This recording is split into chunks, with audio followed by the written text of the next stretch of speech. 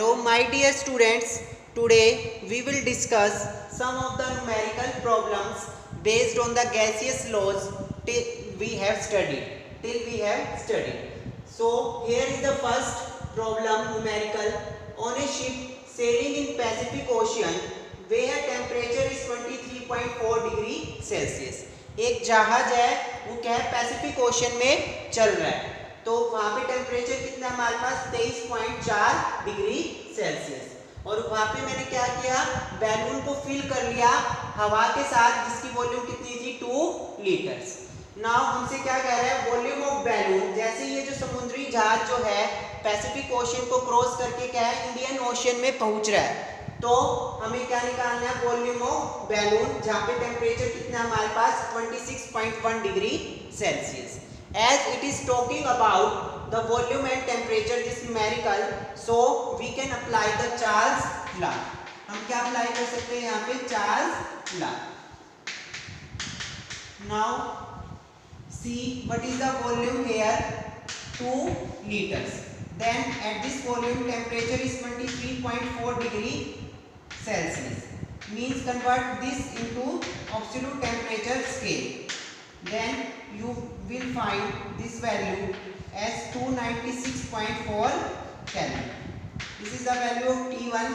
V2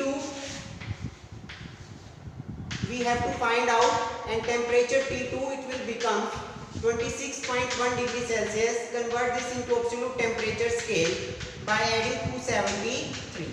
It comes out to be 299.1 Kelvin. Now according to the Charles law V1 by T1 equals to V2 by T2. Now we have to find out the value of V2. So V2 will become V1 T1 into T2. Put the values.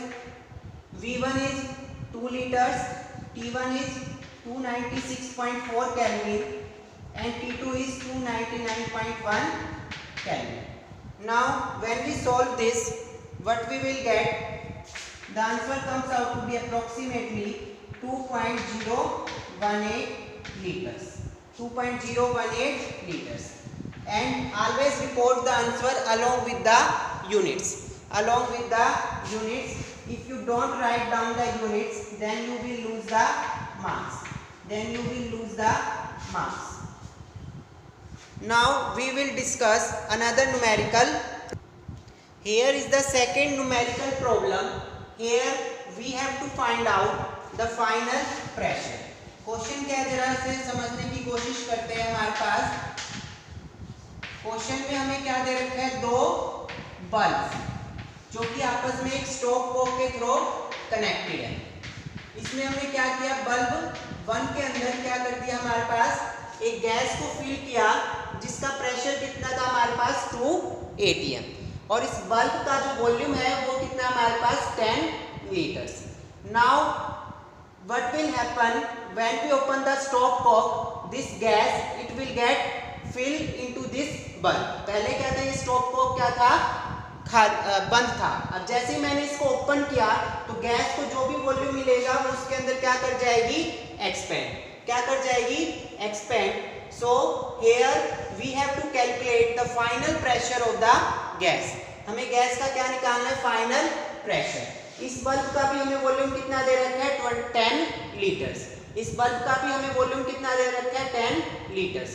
Since this is talking about pressure and volume, so we can apply the Boyle's law.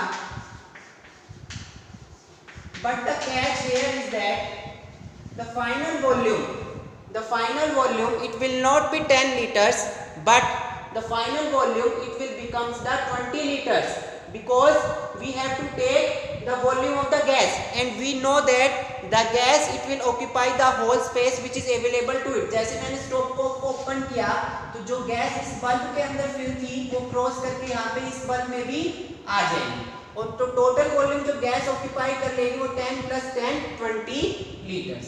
So we can apply Boyle's law. V initial is equal to final pressure of gas into final volume of gas.